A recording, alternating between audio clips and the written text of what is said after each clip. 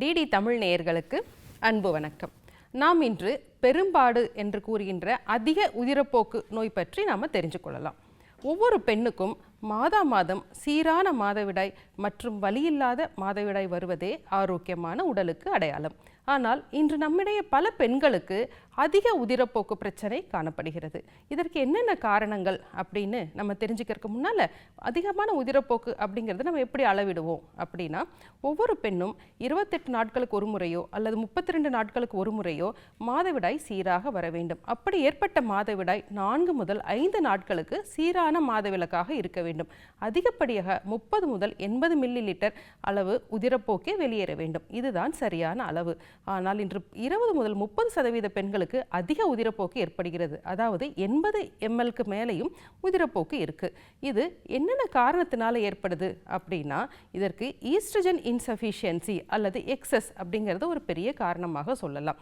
எப்படின்னா, ஒரு பெண் மாதவிலக்கு ஆரம்பிக்கும் பொழுது இந்த ஈஸ்ட்ரஜனுடைய ஹார்மோன் அளவு வேரியேஷன்ஸ் இருக்கும்.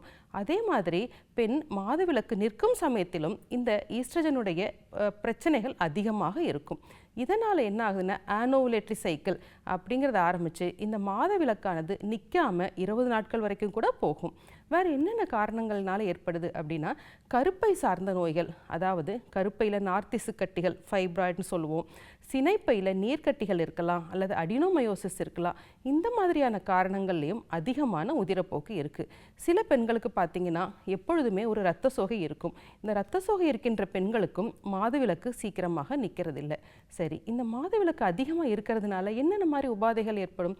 கண்டிப்பாக அந்த பெண்ணுக்கு பாண்டு அப்படின்னு சொல்கின்ற இரத்த சோகை நோய் அதிகமாக ஏற்படும். இதனால் எப்பொழுதுமே ஒரு பலவீனமாக இருப்பாங்க, இடுப்பு வலி இருக்கும். பிற்காலத்தில் அவங்க இடுப்பெலும்புகள் வேகமாக தேய்வதற்கும் இந்த அதிக உதிரப்போக்கு ஒரு காரணமாக அமைகிறது.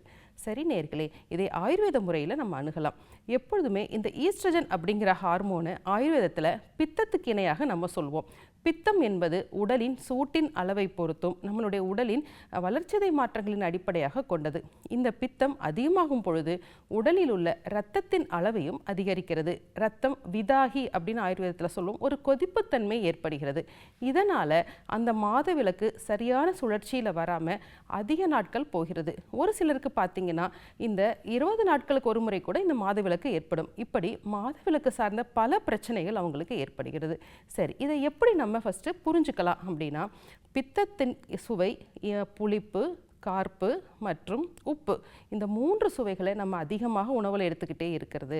அதுக்கப்புறம் அதிக வேலை காரணமாக சரியான தூக்கம் இல்லாமல் இருக்கிறது, மனக்கவலை இருக்கிறது.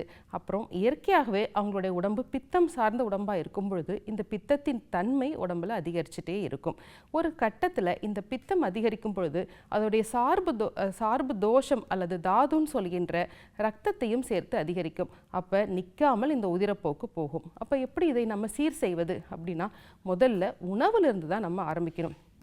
உணவில் பித்தத்திற்கு எதிர் சுவையான அல்லது பித்தத்தை சமன்படுத்துகின்ற கசப்பு சுவையும் துவர்ப்பு சுவையும் முதலிடமாக நம்ம கஷாயங்களில் கொடுப்போம். நம்ம உணவில் பார்த்திங்கன்னா கசப்பும் துவர்ப்பும் தான் நம்ம அதிகமாக சொல்வோம். பெண் குழந்தைங்களுக்கு வாழைப்பிஞ்சு, வாழைப்பூ, அதுக்கப்புறம் கறிவேப்பிலை, வெந்தயம், சுண்டைக்காய் போன்ற உணவுகளை அதிகமாக சேர்த்துக்கணும். மருத்துவத்தில் பார்த்தோம்னா அதிகமான உதிரப்போக்கு இருக்கும்போது முதல் நிலையில் துவர்ப்பு சுவையுடைய முசலி கதிராதி கஷாயங்களை கொடுப்போம். அல்லது ரொம்ப அவங்க சோர்வுற்று இருந்தாங்கன்னா திராட்சாதி கஷாயங்களை கொடுப்போம். இப்படி படிப்படியாக அவங்களுடைய ஹார்மோன் லெவலை, அதாவது பித்தத்தை சீர் செய்வோம். அதற்கப்புறம் அதிகப்படியான பித்தத்தை வெளியேற்றுவதற்காக பேதிக்கு கொடுத்தல் அப்படிங்கிற ஒரு சிகிச்சையை செய்வோம். நல்ல தூக்கம் வரணுக்காக அஸ்வகந்தா போன்ற மூலிகைகளையும் கொடுப்போம். இப்படி உடலும் மனமும் படிப்படியாக பித்தத்திலிருந்து விடுபடும் பொழுது அவர்களுக்கு சீரான மாதவிலக்கு ஏற்பட்டு உடல் ஆரோக்கியமானதாக பாதுகாக்கப்படும். சரி நேயர்களே, இன்றைக்கு அதிக உதிரப்போக்கு பிரச்சனை பற்றி நாம் தெரிந்து கொண்டோம். வேறொரு நிகழ்ச்சியில் சந்திக்கலாம். நன்றி.